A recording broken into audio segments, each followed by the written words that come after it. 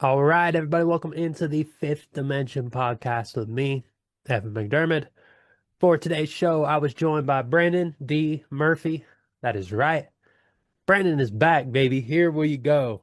Um, I've lost count of the amount of times Brandon has come on the podcast, um, and we had another fun one.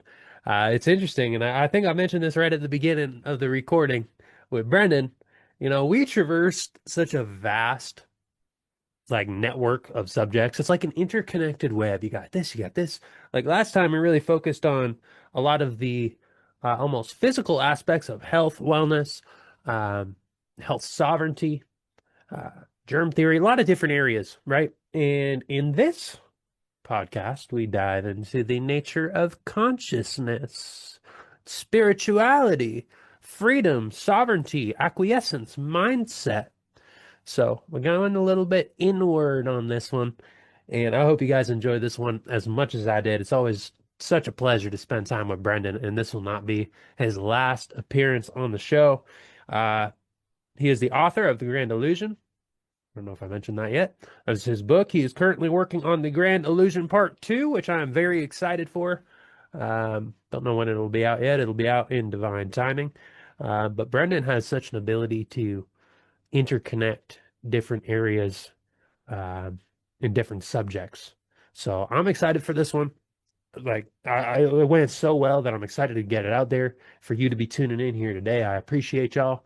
If you're a fan of the show, you could subscribe whatever platform you're on, Apple Podcast, Spotify, YouTube, Rumble, wherever you may be. Appreciate you being here.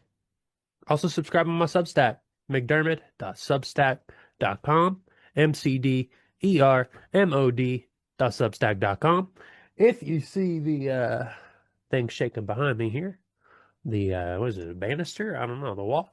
It's because my kitten jumped right on top of it. So she is causing a shitstorm in this household.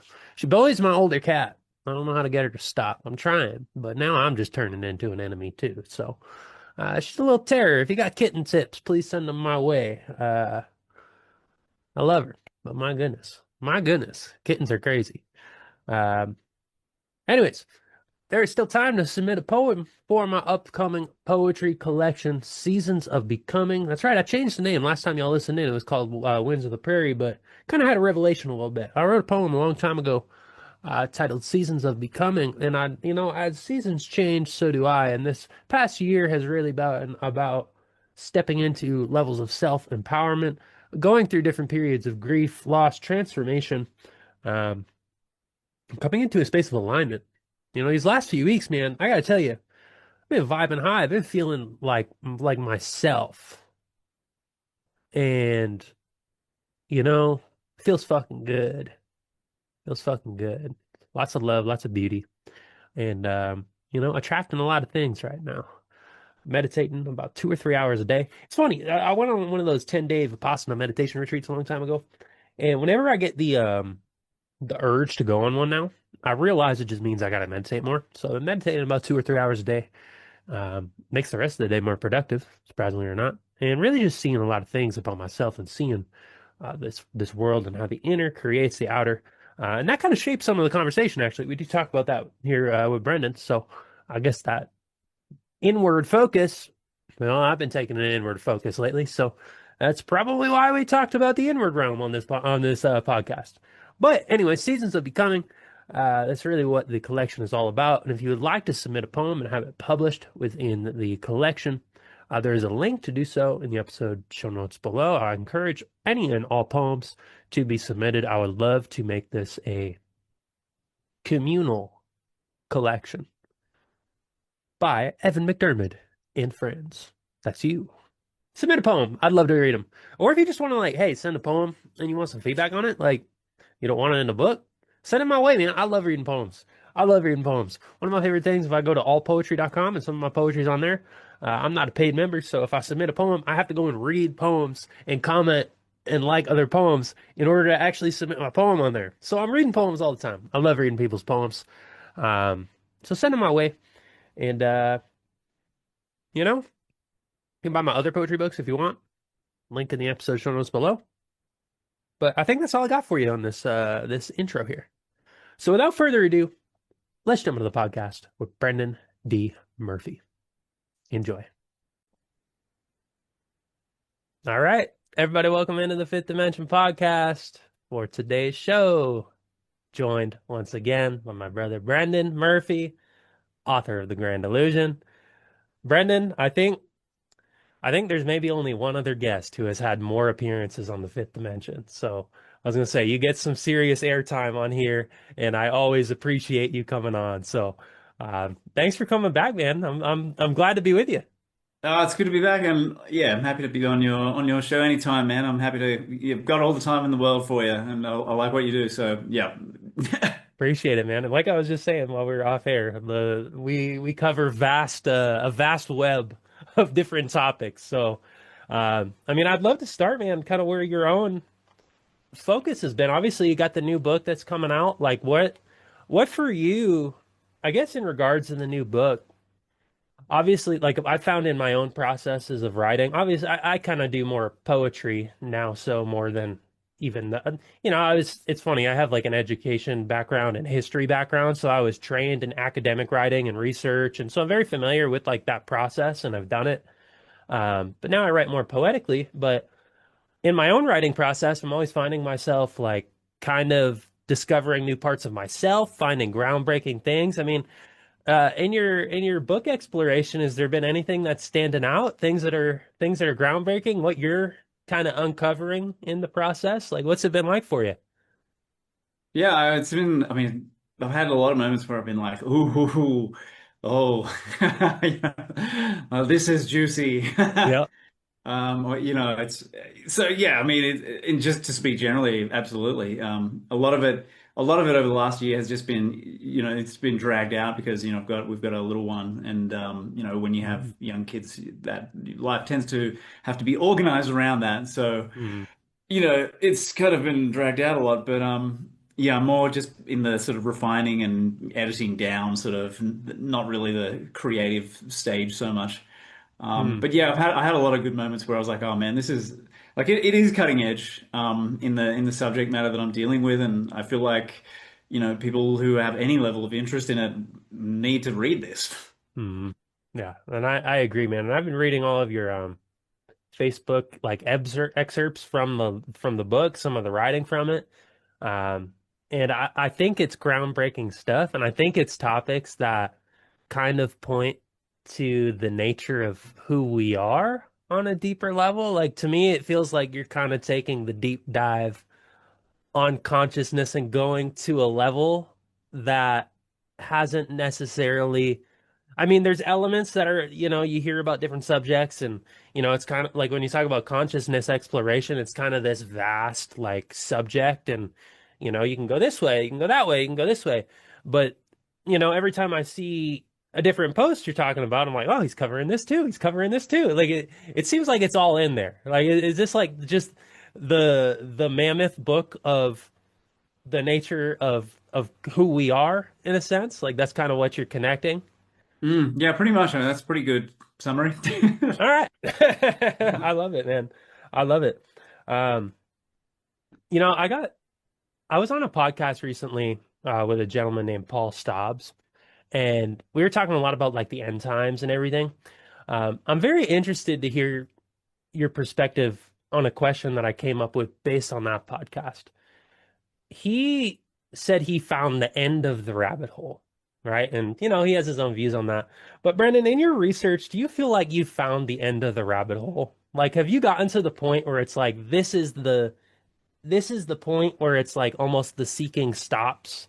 Like, not that we don't explore more truth and we don't explore more, research and all of that, but um, to me, it feels like at some point the seeking stops and the information starts coming to us more so than us needing to even go out and find it. Do you feel like Mhm. you found an end point of the rabbit hole? Because I think if we allow ourselves to endlessly go down it, we can almost lose ourselves in it sometimes. I don't know. Mm. That's kind of a loaded question in a lot of ways, Yeah. to pinpoint the end of the rabbit hole. But do you have thoughts on that? Like where this dive has taken you, if you found that point?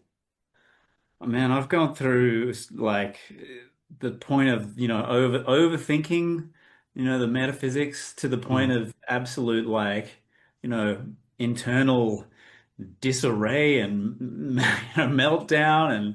And but it's weird because, my journey started with, like, for want of a better term, a mystical experience, which mm, was an experience of infinite consciousness. And that was, 22 years ago or whatever. And that was the beginning, but it was also kind of the end of it as well. mm, yeah. It's like, because when you hit infinity, it's sort of like the void experience, and when you're there, it's like there's really kind of, in a sense, nowhere else to go other than to create, like to dream realities or dreams into creation, and kind of play with them, or become part of them, and that kind of thing. So I feel like I'm exploring. I'm still exploring in the book, in book two, mostly the sort of the manifested, emanated, created realities that our consciousness is, inventing, or has invented, and still, exists sort of side by side with what we're coming up with now, and the way it's changing through time. So yeah, I mean, this is such a huge, huge question. I feel like, it's sort of like the beginning of the journey was also the end of it. Mm, And of course, like you said, we never stop exploring either. yeah. Yeah, I was gonna say if it is kind of an infinite process and almost makes the beginning and the ending illusionary in itself in a lot of ways, right? Um, Yeah. and it's interesting because I've been really focusing on that a lot myself, just in terms of the creation of reality. Like it to me, like I heard it was like a Neville Goddard presentation recently about like the internal reality simply creating all of external reality, and that's essentially the law of attraction, right? And it's if you know something internally, it will manifest itself externally. I mean, could you speak to is it like do you have experience in that with yourself in kind of knowing that because I feel like part of the problem in our society and why we see all the chaos, why we see all the division, why we allow all these political leaders to just enslave us essentially and we're trapped in this system is we have no conscious control of our own actual reality. Um, I mean, I guess there's not too much of a question based off of that, but I mean, could you speak to your experience from that, like the internal and how it mirrors the external and what people can kind of take from that? Yeah, I guess, I mean, that's another huge question. We're starting with the easy stuff. We dive right in. Yeah, yeah. I mean, like, to be honest, since I started paying attention, a long time ago, I've noticed that the internal is, it's not that you necessarily control a lot, but it definitely has an influence on what comes back to you. You can definitely work with it intentionally. I've definitely found that. The whole law of attraction thing is based around really your sense of identity and your belief system, Hmm. and then that dictates your emotional state, and that all of that combined, if you then feed intention into something, then you are incepting that psychological program into the universe, the system that we're a part of, and then there's a chance for it to come back, to return to you in some sort of a form. And it could be anything. It could be a living human being. It could be a picture on a billboard. It could be, whatever it might be. And sometimes it's the most absurd, like, industrial scale synchronicity that you can't even believe it's real. It's like it's so obvious. It's like the collective consciousness kind of going, "Yep, I heard you."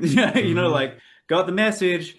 So yeah, I mean, I've had many experiences of that, and I've even started finding myself showing up in like other people's books and creative works, and I seem to be in movies, and it's weird. I mean, it's bizarre, man. So yeah, I like it on a scale it's from like little things where you go, oh, that's an interesting little coincidence, and I was just thinking about that person, and then the phone rang, and it was them on the Hmm. other. To far more interesting and bizarre, and sometimes even like disturbing stuff as well. Like, oh, there's the whole spectrum, and yeah, I've experienced, yeah, a spectrum of that type of thing for sure. Hmm. I mean, what would you say that because this is sorry, this is gonna be another loaded question, I think. Jesus. Uh, I was like, uh, we're gonna need months to recover from this. yeah, yeah, I guess we're going all in. Um, I mean, what would you say that points to as to who we are in a sense? I mean, because if we're able to have that type of like communication and put out like a even just a thought form or an intention, right? And it inevitably manifests back in some fashion. I mean, what does that speak to like the nature of reality and the nature of consciousness? Like what does that make this world? Because I feel like we're so trapped in the physical, we're so trapped in ego, we're so trapped in the conditioning that all right, we've lost total touch with the actual way in which we are supposed to be living. Because I mean, if we can do that consciously, I mean, what level are people doing that unconsciously and bringing in levels of fear and dissonance and pain and trauma and like manifesting all of that if we're constantly sending out those signals and it feeds it back? I mean, it's even if we're not doing it with intention, it's probably going to happen. So, I mean, what does that speak to, I guess, the nature of reality and what we're missing in a sense? Yeah, I mean, it's sort of like you said, we're so fixated on the physical level of what we are, but we're also like electromagnetic. We have these, it's been referred to as an auric field for, God knows how long, centuries or whatever, and every culture has its own terminology for it. So we have these layers of nested, we can characterize it as being like electromagnetic fields or like plasma-like fields. So these are all like the sort of mostly unseen, hidden aspects of what we are, on the visible, the clairvoyantly visible level of who we are.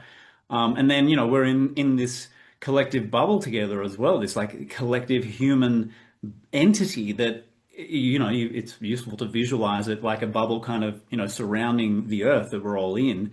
And it kind of consists of the combined consciousness of everybody. Mm, And so it's because it's a living, you can think of it as a living organism. It responds to individual intention and thought and desire and that kind of stuff. So we can it's like, you perturb a system and there's a response, there's an intelligent response on some level.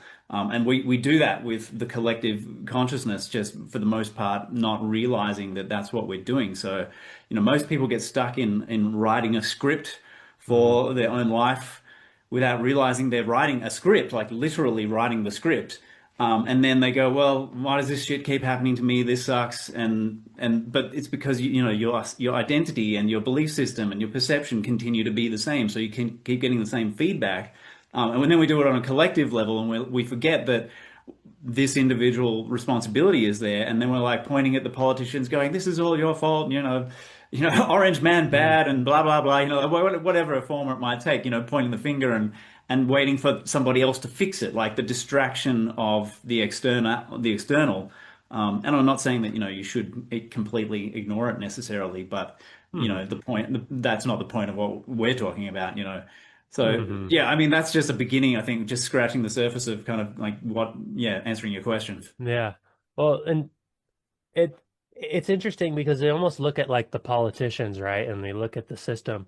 And it's just to me, it almost just kind of mirrors the individual state of awareness in a lot of ways. It's like, well, we're dumbed down, confused, no sense of self. We almost need like some sort of external force to take care of us and keep us alive. And so we've manifested and created this system that is a nanny state in a lot of ways, right? So it's kind of our own doing.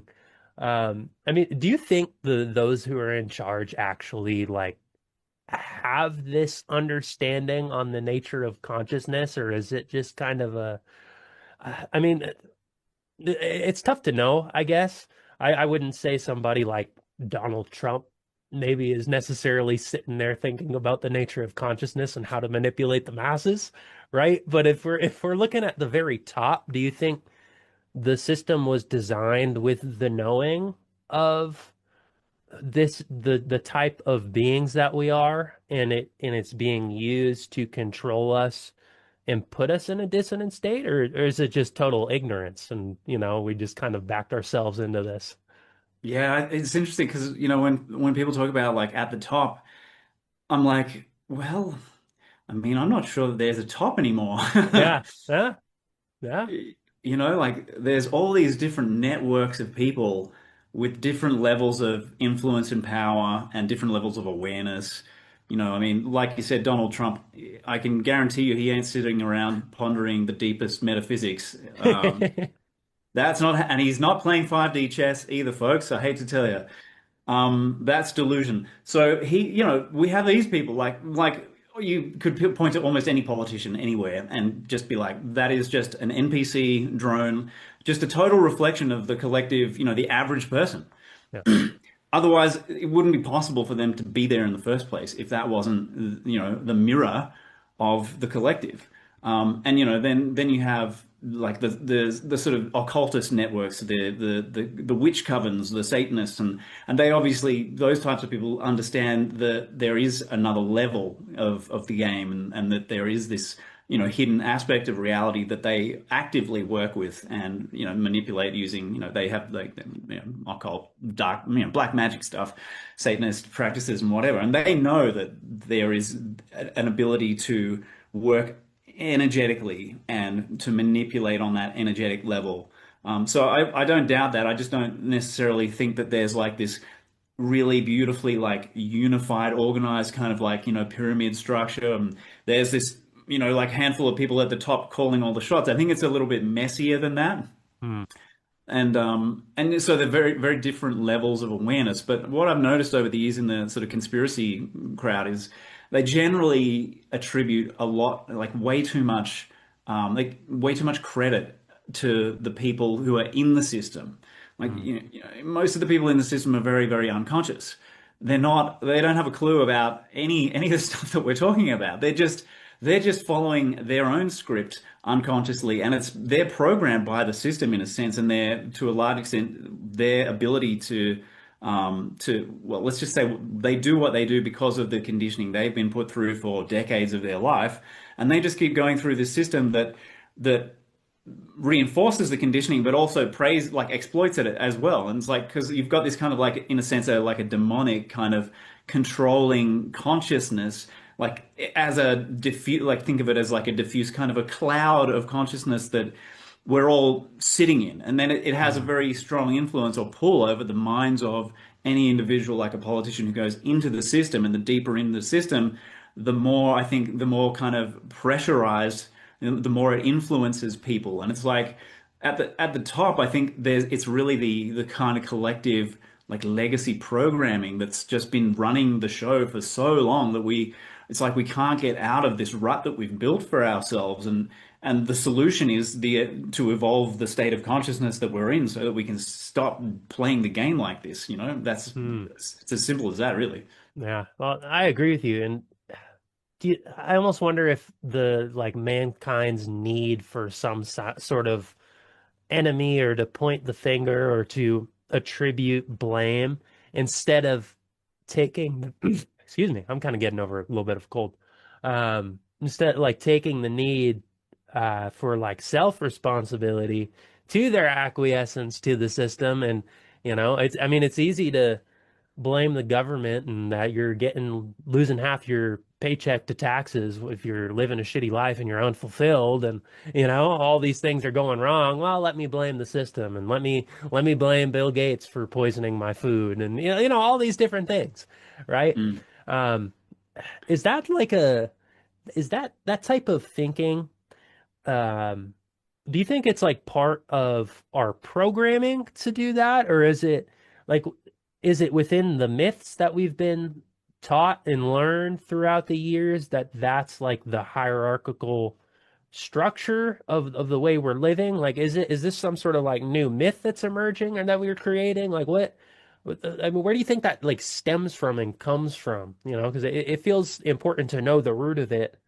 in order to mm, actually uproot it and then kind of like you were saying evolve ourselves and see it for what it is and see who we are for what we are in order to actually like create something new. mm. Yeah. I feel like, like ancient cultures, we've had periods of time in the past where there's been, a very strong like follower kind of a mentality. Mm, Because there's any tribe or civilization sets up a hierarchy, like a social hierarchy, and this is how things work, and this is how we survive.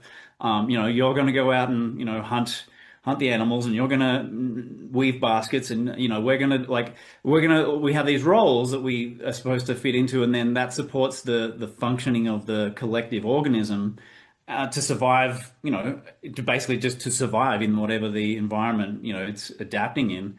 And I think that in the past we've had a very, if particularly if Julian Jaynes is right, if there's any level of merit to his theory about the bicameral mind, bicameral man, and how we, apparently or supposedly used to be very, um, let's just say the two sides of the brain weren't particularly integrated, and so what happened was when, in a nutshell, when somebody experienced a situation that was novel and they had to actually consciously make a decision, they found that very distressing, and they would literally hallucinate gods, deities, to which would then tell them what to do in that situation.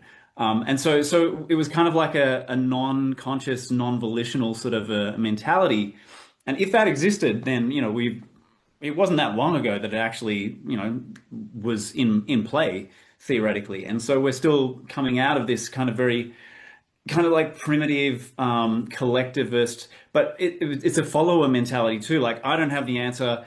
The gods or God or whatever has to tell me what to do. And then, you extend that into kings and queens, kingship, and the divine right to rule. There's always somebody else who's in charge at the top of the pecking order.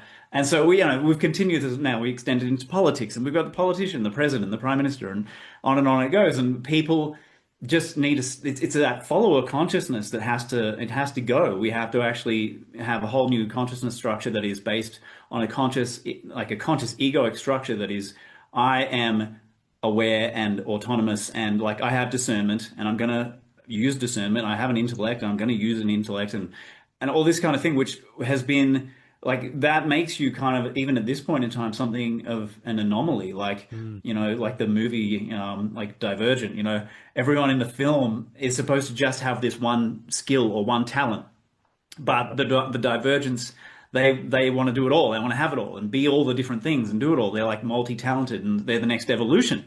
And of course, the established system in the movie, the power structure, tries to stamp them out because it will lose its power and control and prestige and all that stuff. So it's really like that's kind of where we're at. mm.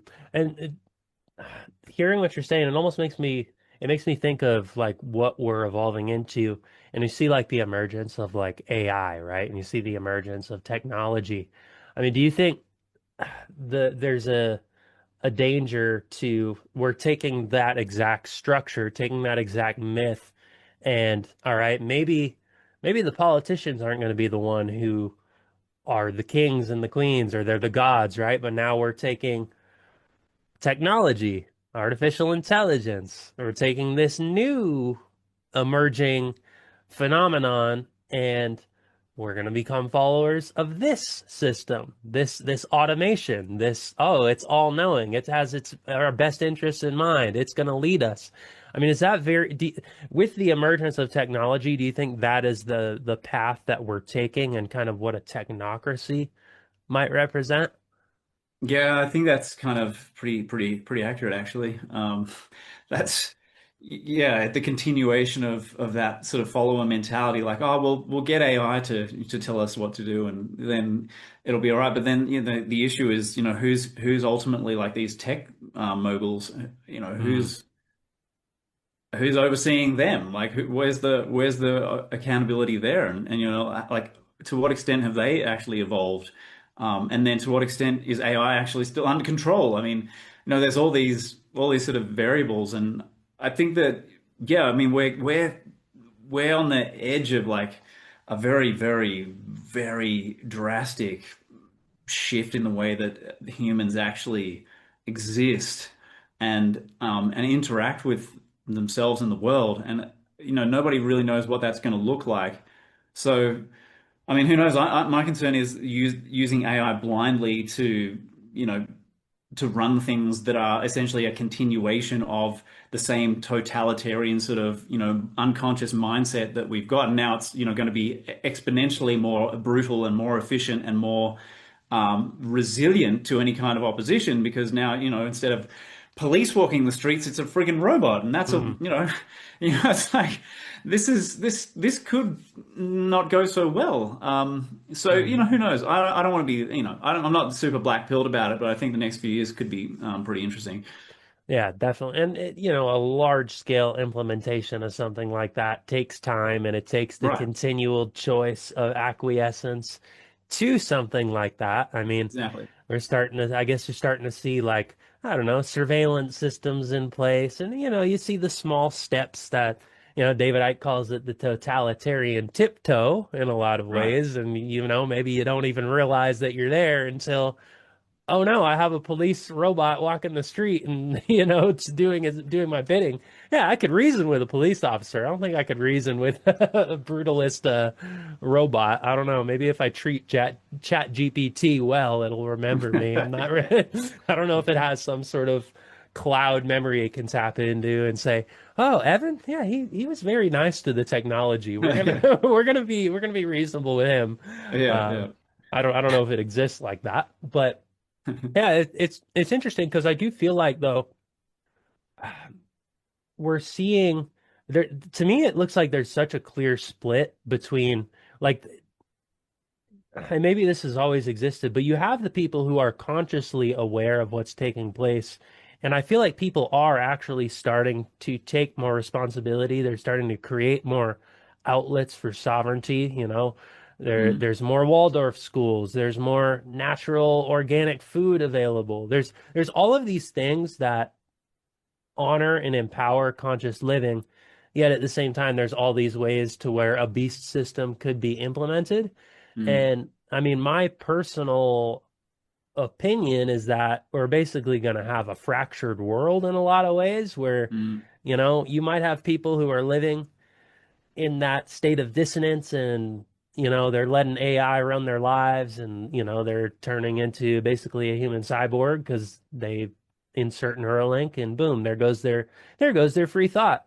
Um, but Yeah. it almost I don't think you can weed out true individual sovereignty and spirit and the nature of who we are because there's people who know that they know it exists and they choose to live their lives by it and that is rapidly increasing at the same time. So um to me it feels like we're kind of heading towards a little bit of a fracture and maybe I don't know, maybe that's necessary in order to come back into a more state of wholeness down the line. I'm not really sure. Um, Mm. but I don't know. Do you have a similar outlook? Like, because you're taking all the personal steps, I see the way you live your life and the things that you do and how you're raising your family. And, that is true empowerment. That's sovereignty, that's freedom, right? So because you're doing it, it exists and there's other people doing it. So, I mean, that can't really be, I don't think, fully weeded out unless it goes full Terminator, which I don't necessarily anticipate. But, Yeah. Yeah. I mean, like, there's a part of me that thinks it's going to get harder and harder to find places where you can kind of feel like you're somewhat free. mm, It wouldn't surprise me if, what you're saying about like a fractured, like we get this schism of, there's going to be like a parallel civilizations. I have a friend who calls the people like us the regens and the original kind of degenerate generations the degens.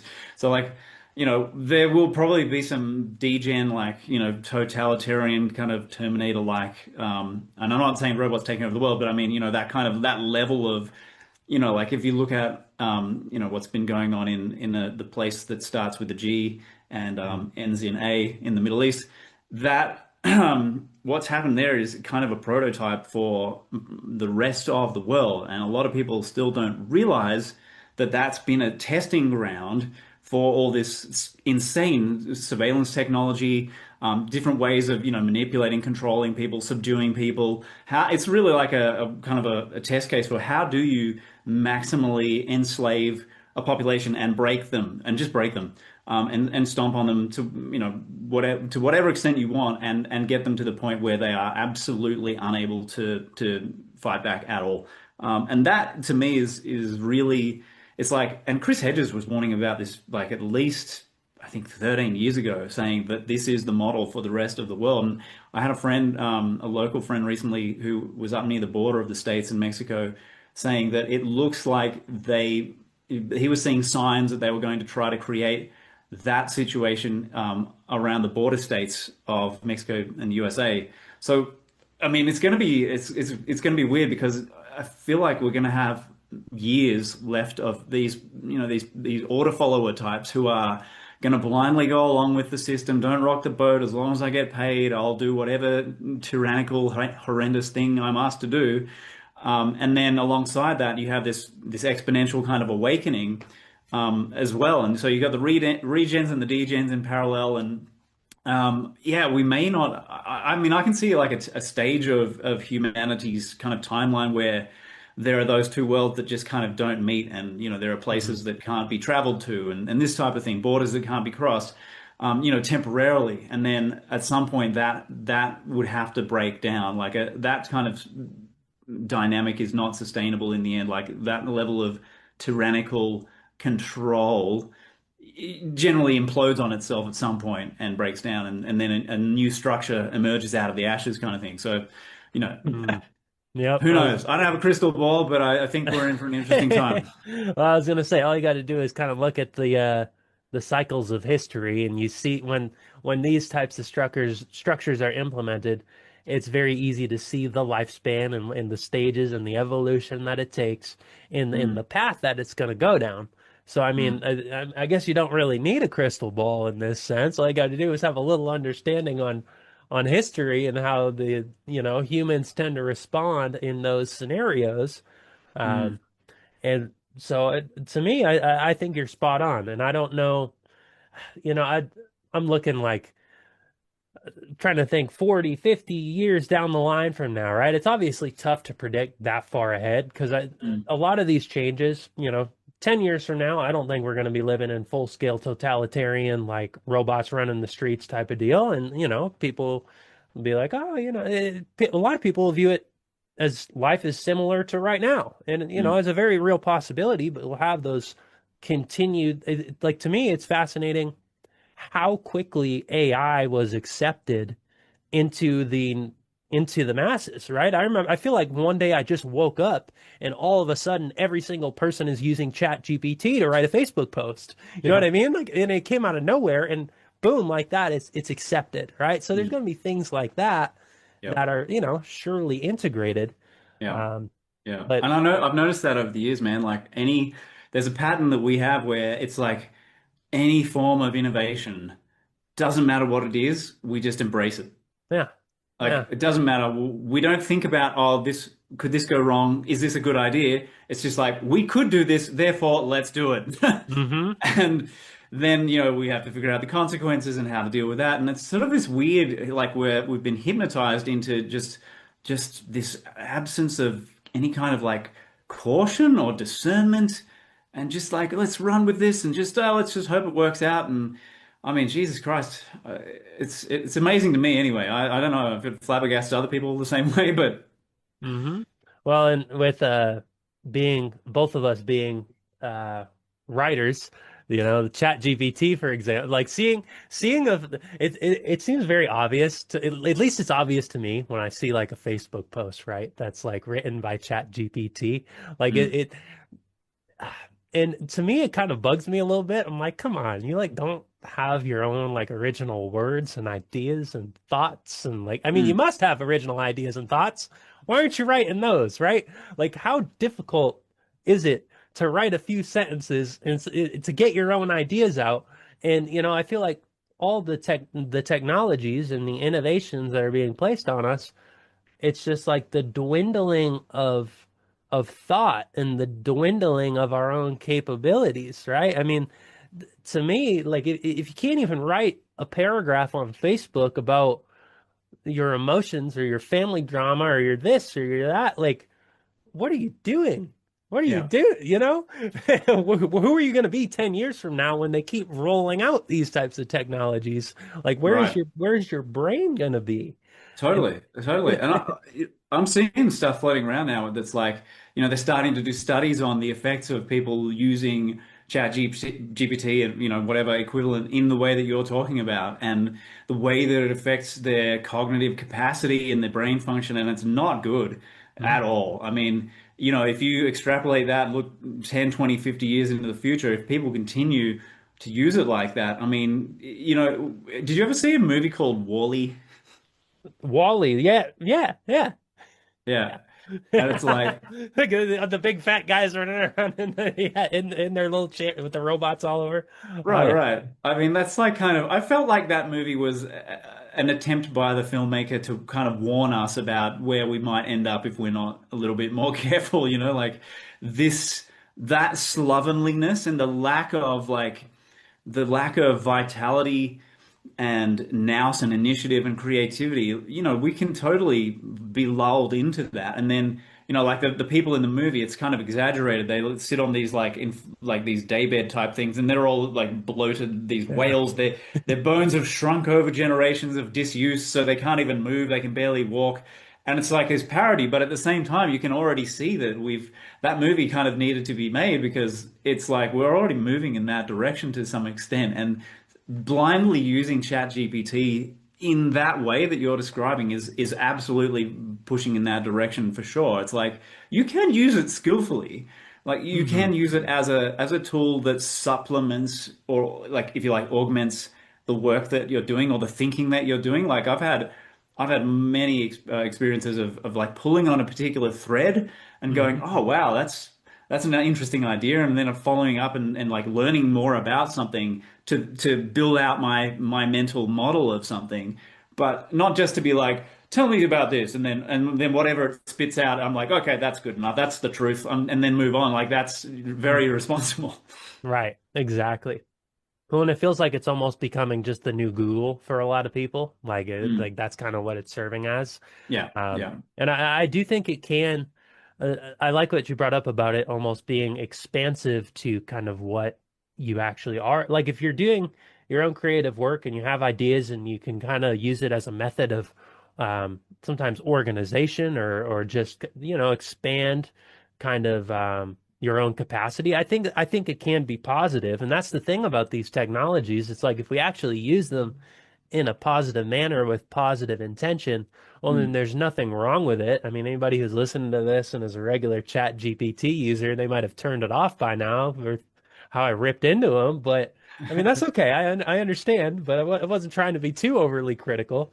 Yeah, Um, it can be used positively, but I think with the way it's numbing us, it kind of comes back to us forgetting our own capabilities, forgetting our own creativity, forgetting the nature of who we are. Because, I mean, if we had even the slightest bit of clue, or even, let's say somebody hasn't, like when you had a mystical experience, right?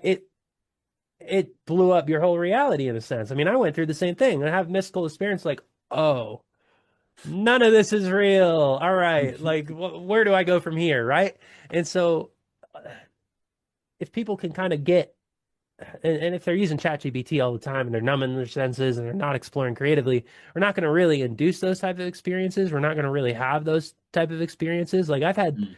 I've had mystical experiences writing poetry. You know what I mean? Like in Mm. being in a like almost a creative flow state.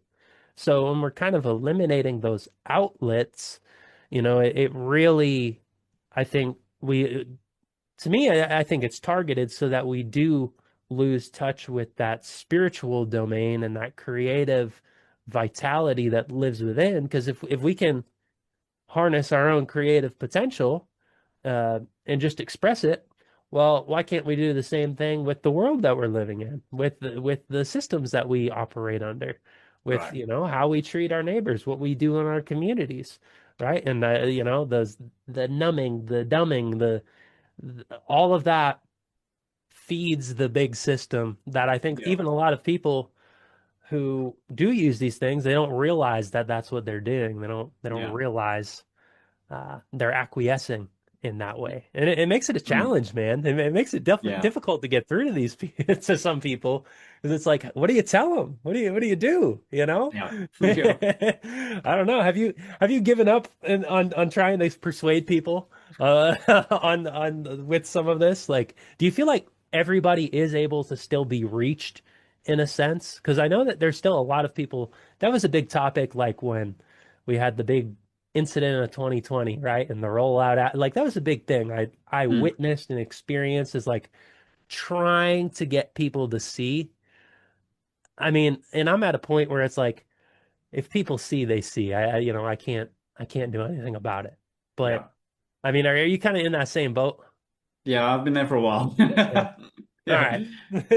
And it was solidified by that event. That's fair. Because I mean, I was already like I was bored of talking about the pointy things already by that point, Hmm. because I've been trying to that was like the first thing I started talking about on Facebook when I got on in like 2009. I was slow to adopt Facebook by most my friends' standards, but Hmm. so I was bored of it, and then that happened, and I was like, oh God, now it's all anybody's going to be talking about. And then I was shocked at the level of how I thought we were further ahead than we actually turned out to be, like in terms of the awareness and the evolution of consciousness. And I was shocked and horrified and dismayed and all sorts of things. And I realized that, like we're talking about the follower mentality, I think most people when that event happened, most people are absolutely still in that category. It was an easy majority, and I think even though it's less now, it's probably still the majority who just don't want to be responsible for thinking and discerning and having to weigh and assess things. It's just it takes effort, so they outsource it, and some authority tells them, and that saves them a lot of hassles. And now we see 5 years on from that, like or 4 years after the rollout. Hmm. Um, People who have been injured themselves or who have lost family members and who are still in willful ignorance, like absolutely head in the sand, they're not coming up for air. And that mentality, you can't help people like that. They do not want to deal with reality. They're so psychologically weak, as far as I am concerned, that they literally just do not have the capacity to grapple with what is actually happening in the world, which of course makes it harder for everybody.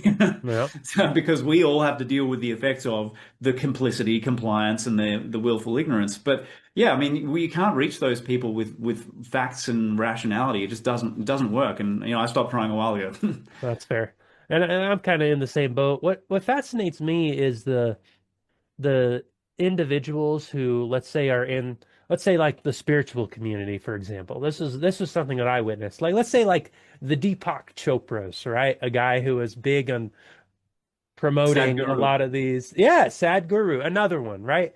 And these people who are talking about like consciousness exploration and mysticism and the spiritual bodies and talking about there being more to this reality, the level of dissonance that is present in those communities still actually quite baffles me in a lot of ways, and it makes it difficult to not always discern who's really locked in, I guess, with the understanding on who they are. Because somebody who knows who they are, they're not going to acquiesce to tyranny. That they're going to stand up for themselves. They're going to see right through wrong. They're going to Mm, know when they're being lied and manipulated to, because there's an energy to it. It's quite mm, obvious when you get to that point. Um, but there's still a lot of people who are involved in like new age and spiritual communities or yoga communities or Gnosticism, whatever it may be, who heavily fall for levels of propaganda and dissonance. And I almost something I've been thinking a lot about lately is like the idea of like the healing journey in itself, right? I think sometimes going on the healing journey is just people perpetuating their own trauma and people, and re-traumatizing themselves. And it's like mm. it's another cycle of pain and dissonance and like traps, right? And Yeah. it's like, Yeah. well, how these people seem to know that there's more to who they are and that there's a spiritual dimension, yet they're still falling Mm, down the I guess, the trap of dissonance and division and pain. Yeah. I Yeah. mean, that to me, I feel like I still want to try and get through to people like that because I can relate in a sense to where it's like maybe certain levels of when I was quote unquote healing probably weren't helpful, you know? Yeah. And as a poet, there is a concept that I got told, be careful not to pimp your own pain for the sake of your Mm. creative exploration, where like you could write a poem about death or heartbreak or your trauma over and over and over again. And at what point are Mm. you just, continually stabbing yourself in your heart, Yeah. and just Yeah. doing it because it's familiar. Yeah. Um, and so I understand it, but at the same time, man, that community I think baffles me the most because you can have those conversations about deeper levels of consciousness and higher awareness, Mm. yet their own awareness is still somewhat shaped by the system and Yeah. the matrix. And it's like an entire level of cognitive dissonance that they're unaware of, you know? Yeah, yeah, and yeah, totally. And that's always, that's the kind of conversation I've had multiple times with Amy, about the way that people kind of become aware or knowledgeable in very selective ways. Like, oh, I'll take up yoga and I'll do the thing, and then but I'm still gonna go and get the shots and all this. Like the massive absolute disconnect is something that it's very strange because I guess for you and myself, we are interested, like genuinely interested in how things work and what the hell's going on. And to me, I guess it helps on some level. And this, I don't know to what extent maybe this is missing in those types of people, but like for me, the knowledge of like the consciousness aspect, it kind of lessens the threat, I guess, or the Hmm. like the sense of let's just say threat of the stuff that's going on that's not pleasant, Yeah. whereas, that seems to be missing in those types of people, and they often seem to use, it's like, people use spirituality as a way to distract themselves and bypass, doing their inner work and the shadow work and all that kind of stuff because it feels better to be all la-di-da and love and light and like Hmm. let's go and smoke something, let's go and do a healing ceremony, we'll have a cacao drink ceremonial, of course, so it's very spiritual. And instead of, actually coming within and dealing with the stuff that they would rather avoid, and then, that extends out into the social sphere and the political sphere, and the reality, I think, of 2020 was that the reality of what was being calculatingly done to the general population by the let's just say the powerful, the rich and powerful, was so horrendous that just most people just could not face that. I mean, Hmm. it's such a break from the way that they assume the world actually works to then being going or flipping it on its head and going, oh, these people who are supposed to be looking out for us are actually trying to kill us. Hmm. That's just for some people they can't go there. It's too much. It's like the level of internal resilience is not there to be able to cope with that, I think. Definitely. And I agree with you. And, I just had the thought that I think maybe the people who are willing to question themselves first and actually engage in a level of shadow work, like if you're willing to question yourself, it's not that hard to question the government. Like realistically, I mean, because if we can sit in our own shadow, we can sit in like a level of accountability and try and unpack the things that live internally. Well, the external world is the external world. I mean, that is what it is.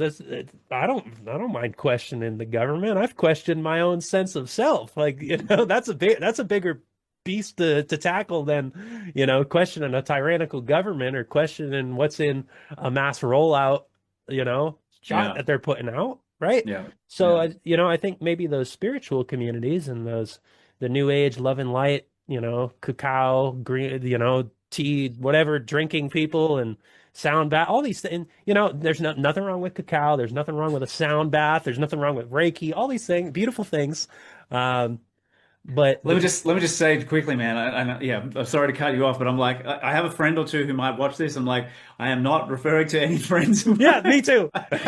Like, Because we have like in town, we have a really great community, and there are kind of semi-regular cacao ceremonies and stuff like that, Yeah. run by really cool people who actually understand the concept of inner work and the shadow work. And I'm not referring to you guys if you see this, okay?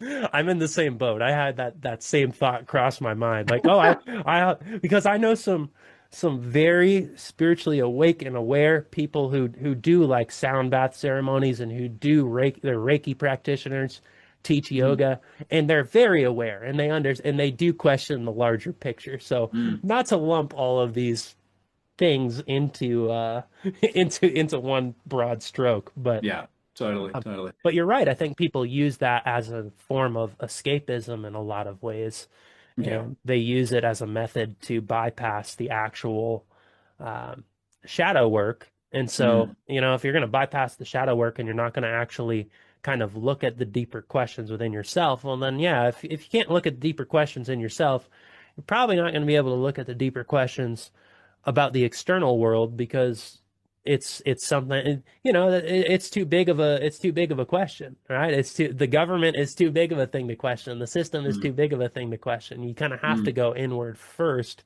And I do think that is the if you were to kind of look at the sets of people, like who went along with 2020 versus who didn't go along with it.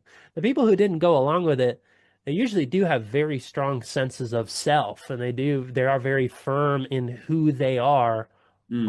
unapologetically most times. And Yeah, I think that seems to be the common denominator in a yeah, lot of yeah, ways, at least from the yeah. people that I've met. So, Yeah, it's interesting. I think there's something, if I think back, like you've made a lot of good observations there. I'm sort of like I had a train of thought, but that's gone.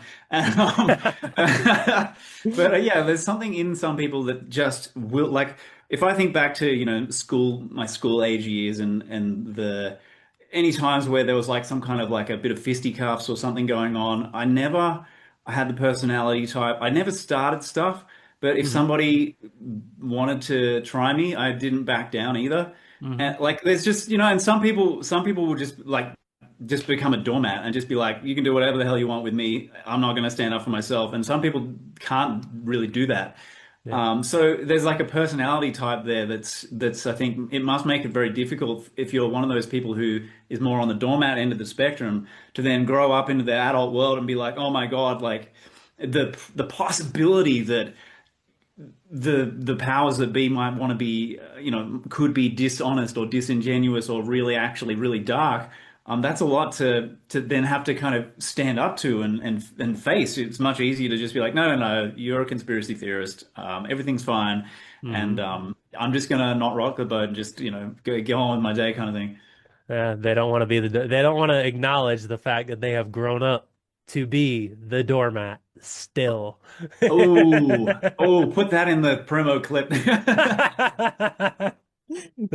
I think that's what it is, you know?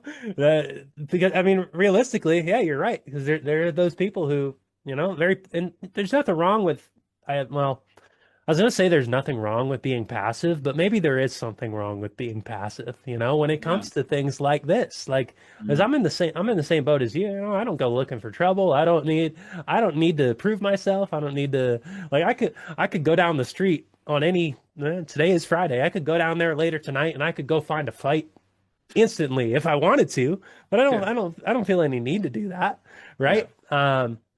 But there's a lot of people they're passive, and if the government comes knocking on their door with or without a search warrant, with or without cause, oh, come on in. I don't want no trouble. I don't, I Yeah. leave me alone. Do whatever you need.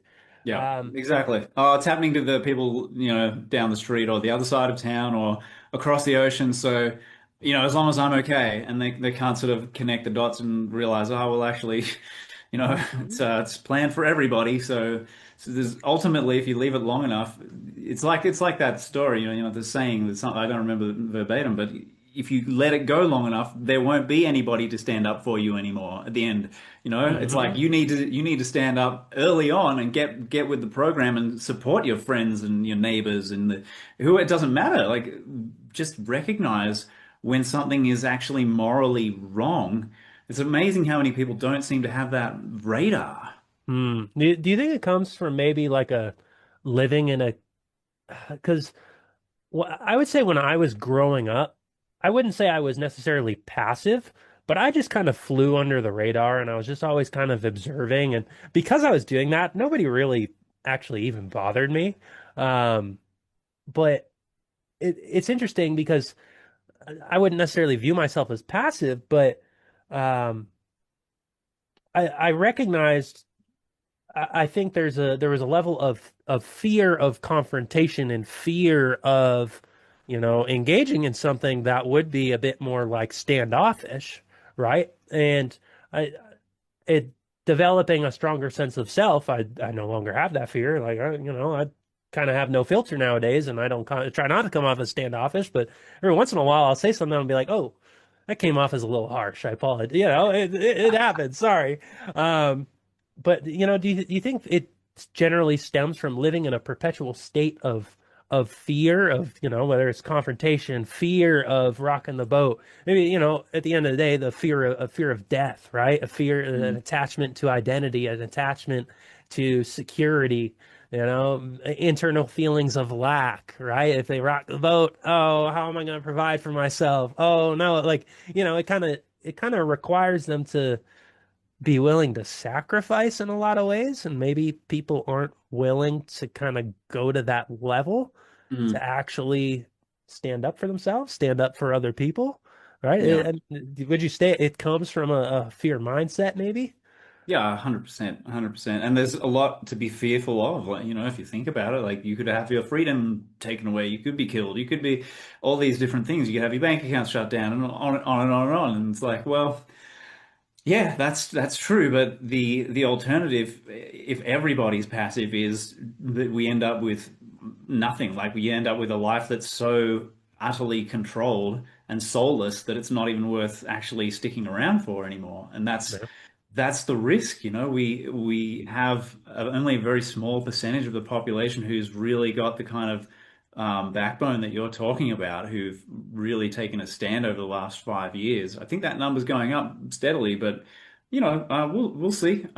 There are signs of like really good positive change, like RFK, for example, in politics, doing what he's just started gutting certain boards or agencies or what have you. Like the elimination of Paul Offit is actually symbolically a huge step forward. If you know Hmm. who he is and what kind of diabolical stuff he has promoted and been doing for years and years and years. And I mean, I was writing about him in 2014 and 15 about what he was up to, and we were just shocked and dismayed at the level of just unbelievable sort of sheep-like compliance and lack of curiosity and the just the embrace of ignorance. And now to see the tide turn enough that RFK can actually be in the system that deep and do something like that. And it's not about being on a political side. It's not about being a fanboy of RFK or Trump, any of that stuff. It's just to watch what's actually happening and go, this has never been done in my lifetime. We've never seen anything like this attempted, let alone Hmm. executed successfully. And to have these heads, like, metaphorically rolling is a huge symbolic step forward, because it says there's enough collective, power and support behind this, in this moving in this direction now, that okay, wow, this is some form of progress. And of course, the people who are indoctrinated see it as a backward step, but Hmm. that's the whole problem. Right. Well, and what's also interesting is the people who are on the other side of the spectrum to where they're so, and don't get me wrong, I'm anti-government, but the people who are so against the government, where they see RFK in there doing certain things, they're like, oh, he's there, there's got to be a catch there, there's this thing is wrong with that. And it's like, why can't we just look at it for what it is? If he's gonna eliminate certain dyes from the food, or they're having all these conversations about what's in certain medical products that are mass induced onto children, and they're starting to have these conversations.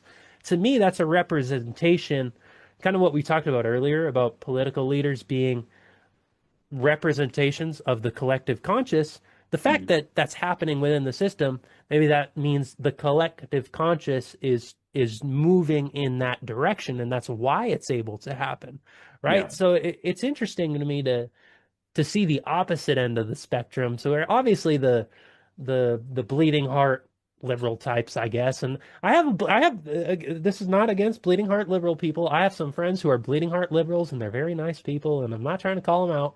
Um, but the people, obviously, the people who are indoctrinated are going to. We expect them to be angry at RFK, Mm. but Yeah. it's interesting for me to see people in the freedom movement have total distrust of everything RFK is doing just because he's working for the government now and because he's in the agency. And you Yeah. could make the argument there's certain things that maybe haven't come to fruition as fast, or he said certain things, or kind of makes your head turn, and it's like, do I fully Yeah. trust this guy? I don't know. I'm still not. I'm not 100% sold necessarily, but a spade is a spade. If something's positive that's done that he's doing, I Mm. don't see anything wrong with being like, all right, good work. That's a step Right. in the right direction. Right. But I What don't know. do, I don't yeah, know. sorry, go ahead. I was gonna say sometimes it feels like even in the freedom movement, maybe we still always look for the like we don't. It's hard to take the positive sometimes, and we're still so stuck in the it has to be negative that we Yeah. can't even look at something that he might do and Yeah. acknowledge a positive change. And I think that is, I don't know, having that outlook could give us the same end result as the opposite end of the spectrum to where they're bashing Mm. on him. So I don't know. Yeah. I mean, and that's the thing. You have to ask yourself, well, what's the logical extension or progression of such a black-pilled outlook is, well, if the minute somebody walks through the door of the office and into that position, if they by definition become completely untrustworthy at that moment, the only logical solution is to burn the building down. Like, what else are you, what else do you do with the system if it's if that's where I don't think people sort of seem to, they don't follow through to go, okay, well, the system's there, whether you like it or not. It's functioning, like the wheels are turning, and it's not going to stop anytime soon just because we don't like it or because we stop paying attention to it. It's just that's not going to happen. So if somebody gets in there and actually does something useful, that's actually a huge step because all we've ever heard is, oh yay, the pointy things are the best thing ever. Don't listen to the Hmm. conspiracy theorists. They don't know, like finally we have a different somebody reading from a different script and actually doing something that aligns, not just they're not just saying the words, they're actually doing the thing. And it's like call a spade a spade. Like you said, there's no reason to expect the guy to be a savior Yeah. or to be perfect or infallible. And I've seen it, the comments and things that he said on the way to this point, some of the things that were like completely at odds with his earlier statements about the medical situation. And it's like, well, is he turning and betraying the people, or is he playing a game to get to where he wants to go so he can sort of perform a useful action? And to me, in hindsight, now that we can see that he's actually doing some useful actions, it's the latter. And I don't feel like it's that kind of mentality is helpful at all. It seems like it's coming from unresolved trauma, people who just haven't kind of done that level of inner reconfiguration and inner work to get to the point where you can actually, instead of making just sweeping generalizations and say, oh, the whole system's evil, anybody who touches it is evil, and anybody who gets on TV is an Illuminati or whatever, like Yeah. actually that, because that's not thinking anymore. As soon as you adopt that kind of a paradigmatic sort of a generalization, you're not thinking, you're not discerning, you're just actually doing the opposite, and you're at the opposite end of the spectrum to the like the liberal types, but you're operating exactly the same way. Hmm. Right. Exactly. And I think Unthinking. that's the biggest psyop of them all, I think, it's like people project they get those the they live sunglasses on and they see anybody who's on TV, they're they're an alien species, or they are evil, they're this, and like, yeah, maybe some of them are some sort of, I don't know, that's a whole nother rabbit hole, some sort of Yeah. reptilian non-human entity, I don't know, but not all of them are going to be like that. Right. RFK, I think, is seems to be genuine, and he has his own shortcomings, he has his own, his Yeah. his stance on the Middle East and what's going on in a place that we mentioned earlier, I mean, that seems to be like maybe that's part of why he's allowed in and why they voted him in there. I don't know. He's not going to rock the boat on that issue. Mm, And that's a shortcoming, but you got to take it for him for who he is and what he's yeah. doing for what he's doing. So, Yeah, yeah. uh, I mean, to at least to not have such a systemic level of absolute like malevolence, mhm. Yep. which we've had in the political medical arena is big. I mean, ultimately, what bugs me, and you could look at this from a more meta perspective and go, oh, you rationalize it as it's a spiritual experience or they've chosen it, whatever. But what bugs me more than anything is that when adults are willfully ignorant, it's the children that they're responsible who are the ones who suffer. Hmm. And so I'm like, well, great. If he reduces the number or if he reduces the capacity of the system to enact institutionalized corruption and violence, that's awesome. That's fantastic. That's amazing. Yeah. Even if it's just like 20%, that's a huge amount of reduction in unnecessary suffering and injury and death. Exactly. Exactly. And I think I do think that represents the collective shift that we're having where people are starting to, question, at the very least, question what's in some of these things that are in medical products, right? Yeah. Oh, does this system actually look out for our own interests? Because I've come across numerous people in my town who, maybe on the surface you would think are quote unquote normies or they live a normie life or well, whatever it is, who they have a full understanding that the medical system is corrupt and they don't trust it and maybe that's a recent revelation for some of them, but that actual line of thinking, I know people who work in the medical system and Mm. seem to have that understanding, right? Right. So that line of thinking, I think, is becoming much more normalized, Yep. and the the empowerment of the individual to at least have one's own health, I think, is becoming, more dominant. That idea that like we are responsible for our own health and well-being, and you can't actually rely on this death Yep. system over here to take Yep. care of us, because most people I'm talking to nowadays, and maybe I'm in my own self-imposed echo chamber of like-minded individuals. It's certainly a possibility. Um, but a lot of people I talk to in my town, they understand. Like if they go up to the hospital, uh, no, they're not going. Like Yeah. Yeah.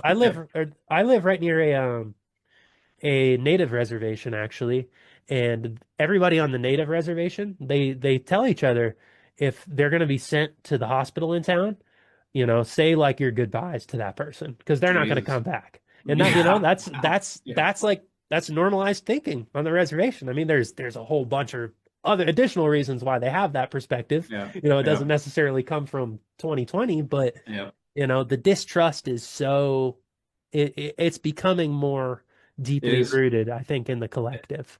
Oh, it is. It is. And I saw a post that made me laugh recently. Someone was talking about how their doctor had expressed to them that they were become, or their doctor's colleagues had become frustrated because they were encountering more and more people coming to them going, oh, yeah, but I want to understand the root cause of the thing. I want to get to the roots of Mhm. this and fix it. And they're like, they don't know what to do with that because they're not trained for that. Yeah. They're like, well, I can't help you. Sorry, I was Rockefeller trained. Like I can give you a pill or an injection, or I can poison you, cut you, burn you. That's about it. Like, and so they're like getting annoyed at people because they're seeing it more and more, man. So it's like at a grassroots level, this shift that you're describing is happening, and it's been. I mean, it's so overdue. It's so overdue, but it is happening. And the fact that I don't care who helps to facilitate that. Like on a personality, I don't give a shit about the personality.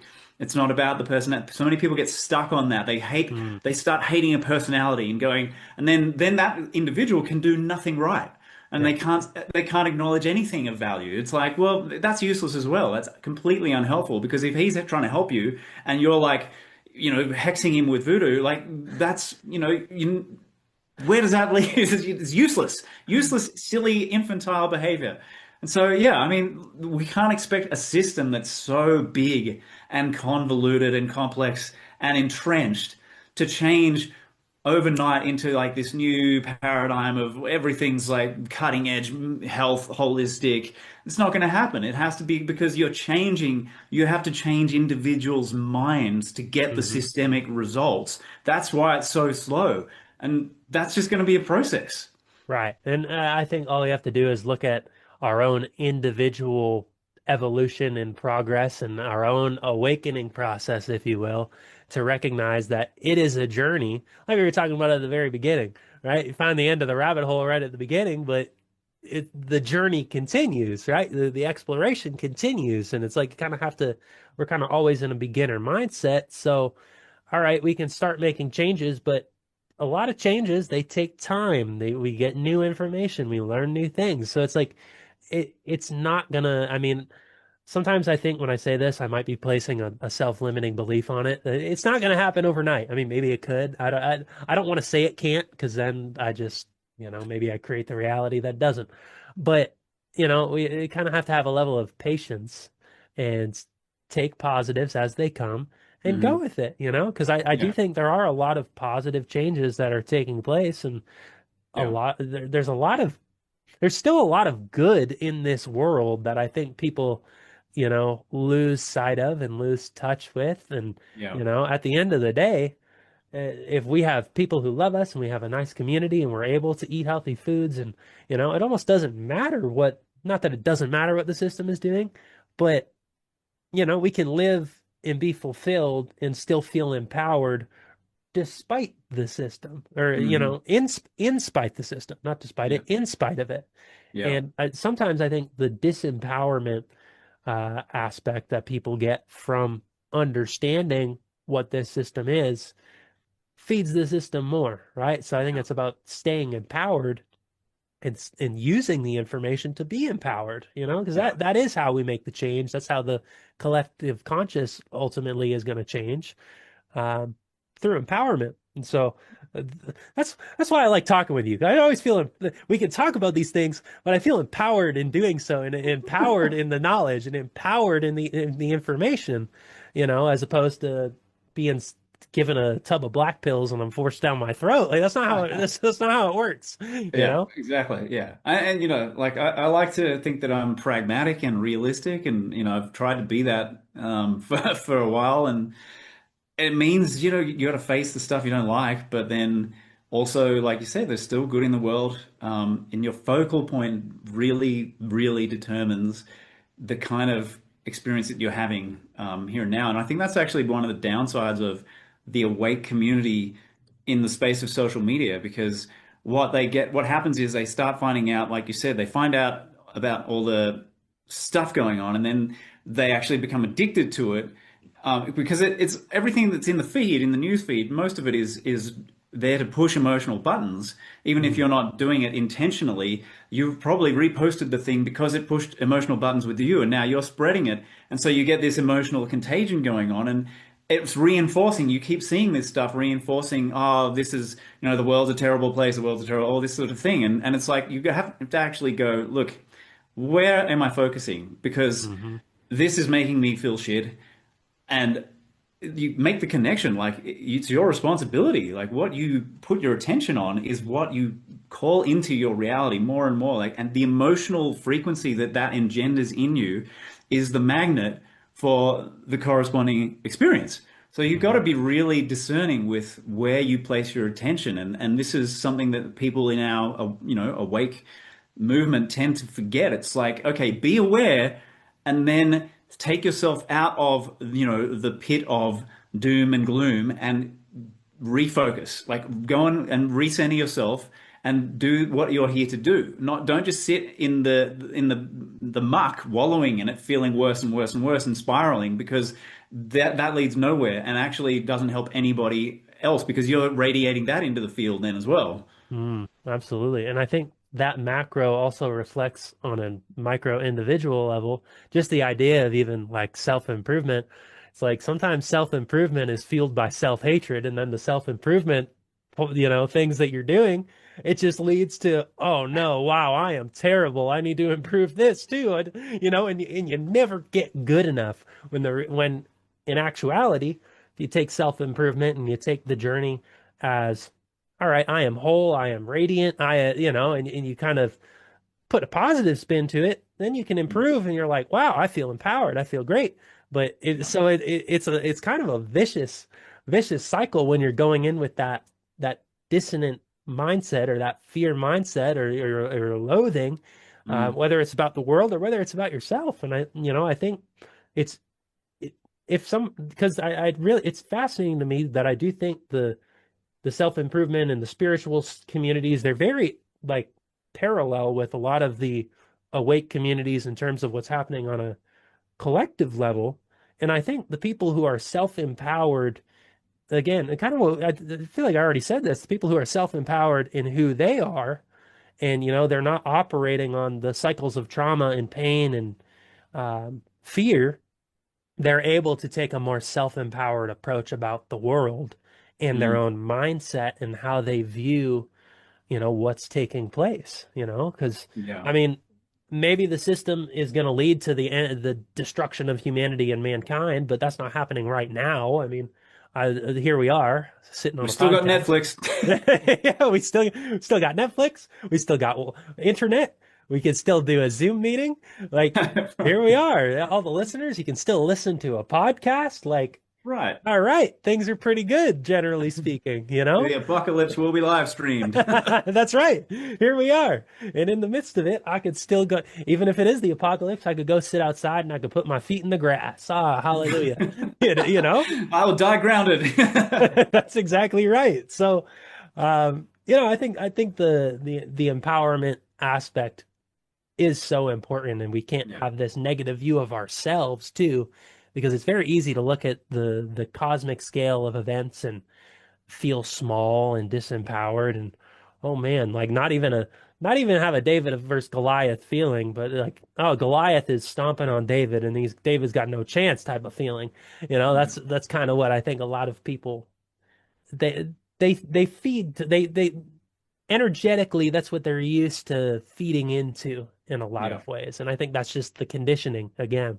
Mm. So Yeah, because I mean, you're not taught. We're not taught from a young age who we are. We're not taught about our internal brilliance or resources, like our innate capacities, and how we're worthy, like intrinsically just worthy of love and all the rest of it. And then we go out into the world. We get put through this woeful schooling system where you're chasing grades, and oh, that's a B minus, and that's an F, and oh, Jesus, I'm not good enough. And then mhm. now you're piling social media on top of that as well, and the implicit message of so much of the content on social media, especially on something like Instagram, is that you're not good enough, and you Mhm. need to, so you were talking about the self-improvement thing, and then it's like, well, the flip side of that is that I'm never good enough, and all these different sources of information or people marketing to me telling me I need to improve this, I need to get more beautiful, more buff, more like whatever it might be. And then we're just spiraling like this insecurity that if there's any level of insecurity, like fertile ground for that, that's just going to start blossoming and expanding, and it's an extension of what you're talking about. So where we put our attention, man, like that, the hygiene of attention is so key, and the working on the empowerment and selective attention. Don't pay attention to everything. Don't be aware of everything. Because it's not healthy. It's actually Yep. not healthy at all. And there's been studies about the impacts of social media on teenagers and all that sort of thing. And it's it's pretty clear that we can use these things to our own detriment. Yeah. Well, and I think people seem to know that and they either just don't care or they can't stop, you know? That's what it is. They're so addicted and they get that's where they get the dopamine, is where they get the sense of like a pleasure and quick fixes and it's Yeah, it's like a drug. So, totally. you got to almost like wean people off of it. And that's why anybody who's listening, once this podcast is done, go touch some grass, go sit outside, go feel some sunshine. I don't, if it's wintertime, go sit in the snow. I don't know. Right? It's just things that are going to make people feel alive, I think is kind of what it's all about. And, finding ways to express yourself and explore creatively or, kind Mm, of feel true spiritual meaning and connection. Like for me, that's how I feel alive. That's what I enjoy doing. Right. So, yeah. I can go and walk outside and I live 800 feet from the river, so I can go sit next to the river and watch the sunset on the river and just, have this deep sense of like peace and fulfillment and harmony. And, life is beautiful. Yes, I know that there is a tyrannical government that is trying to impose its will upon me, but they're not at my doorstep today. So Yeah. life is all right, So I think taking that mindset, for me, that's why I don't fall into the doom and gloom, because well, overall, life is good. There's beautiful connections, there's Yeah. beautiful people, the beautiful Right. world that we live in. And I think as long as we have that, that's something that really can't be taken from us. We can only disconnect ourselves from it. And I think that's what the system actually feeds on, and the government and the system itself is banking on for the implementation of it. We're really just doing it to ourselves. Yeah. So, Amen. I think that's absolutely right. And yeah. can you imagine if we just withdrawn our energy and our funding from the system, 20, 30 years ago? I mean, how different things might look right now. Well, We keep funding it. We keep propping it up with money and time and energy and attention and emotional reactivity. yeah. Yeah, man. I was gonna say it's not too late. We Not can do too. it. We can do it right now. We can do it right now. Maybe, and then our kids will benefit in 20 years from now. We could Right. sit back and we could say, that was a good decision 20 years ago. So never too late. Um, well, awesome, man. We're a little about an hour and a half. So I think this is a good little, I don't know. I feel very empowered. So I feel like it's a good kind of closing point, if you will. Um, I don't know. You got what's the timeline I know you got kids and you got, a whole lot on your plate outside of like the book, for example. But, what's your timeline for your book, do you think? Or, or you got any other projects or work coming up or things going on that you feel excited or called to share about? Yeah, I mean, I don't know what the timeline is. I want to get it out initially, like earlier in the year. I thought, hey, it'll be out sometime in the year. That's probably incorrect. Okay, fair enough. I'm sitting on this like behemoth of, this mountain of, paradigm shifting perspective, and then it'll probably, I feel like realistically, and if I'm not attached to a timeline, it'll probably be next year sometime, and I'm not even going to try and attempt to, say it's going to be March or whatever. It's just going to be whenever it is. And I've got to go through the publishing, the editing, all the working with the publishing guy and all that sort of stuff. So it'll be a little while, and yeah. In the meantime, I'll try to keep sharing like snippets of it that are, it's hard because so much of it is contextual. I've got to find Mm. something that's kind of self-contained, Hmm. and it's usually not the stuff that I'm the most excited about because that stuff requires a lot more contextualizing. Right. But yeah, so I'll keep drip feeding it out, and hopefully, if people want to get on the wait list so that I can let them know exactly when it's ready, I've got an email list just for that, so that it's going to be like, okay, you're going to get an email when this book is available, and I'm going to show you where you can get it, so people can, maybe we'll put I don't know, link in the comments or Yep. something like Yep. that. I was gonna say I'll put the link for that in the comments. People can go and find it, sign up for the email list. And I always enjoy like your posts and the snippets from it. I'm like, oh, this is, it's a lot of stuff that I'm interested in too. I was reading about like the near death experiences, or I was fascinated by the was it the aliens and Uh, demons posts. I'm like, oh, that's such a fascinating, that's a fascinating there's a lot of great info I can tell that's going to be in it, and I'm excited to see how you connect all the dots and how it comes together, because by the sound of it, the world needs it. So it'll come out exactly when it's meant to. No timeline needed. That tends to be how these things work. right, Uh, right. but but awesome, man. I always enjoy having you on. Like I never really like need to prep questions for our conversations. I did write down the one about the end of the rabbit hole because I wanted to ask that. I'm like, that's going to be a good question for Brendan. But other than that, I didn't didn't really prep too much because I know we always just kind of flow and end up going where we go. But Yeah, well, full credit to you as the host, man, because not everybody hosts at the same, level or standard. Some interviews don't flow, some are awkward, but these are always good, bro. So I always got time for you. awesome, man. Well, we'll plan on having another conversation in the near future, whether it's when the book is released, or if there's one before the book is released. I don't really know. It's another thing that we don't have to put a timeline on. It'll happen when it's meant to. I always get the it's funny because I always have the thought like, oh, I should have Brendan back on my podcast. Then it usually takes me about a week or two before I send an email. I thought about it a couple weeks ago. I was like, yeah, I should have Brendan back on the podcast. That'll be good. And then usually about a week or two later, I'll be like, yeah, I'll remember it again. And because I have the second thought, I'm like, all right, time to send it. I thought of it twice. That means it's time. So, Yeah. but Yeah. Yes. so Well, speaking of these synchronicities and stuff that you asked about earlier, the day before yesterday, I was like going through my list of people who might be interested in an advance review copy of the book to, read it in advance of the release and then maybe give a testimonial or whatever. yeah. And one of the names on there is yours, and another name that came up was a woman whose show I've been on a few times in the past, but I haven't spoken to her for like probably at least a couple of years now. And I was like, oh, I can put her on there now, and put her in. And then the very next day, I got an email from her inviting me back onto her podcast.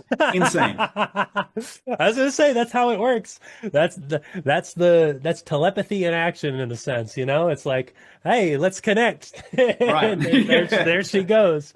Just Uh, send that email off. yeah, exactly. That's I love little synchronicities like that. That's beautiful.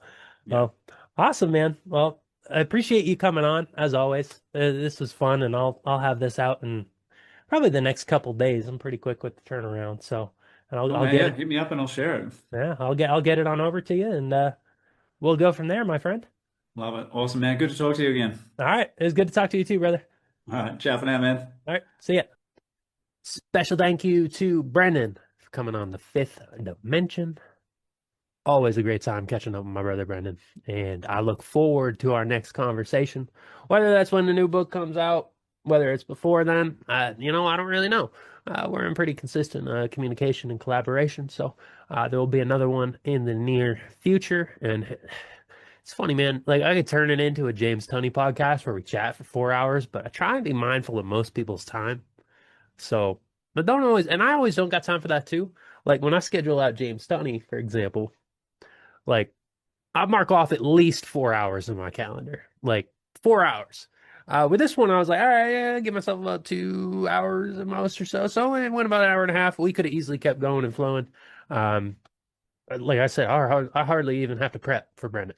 So just speaks to the level of the ways that our minds and ideas are able to bounce off one another. So I hope you guys enjoyed this one as much as I did.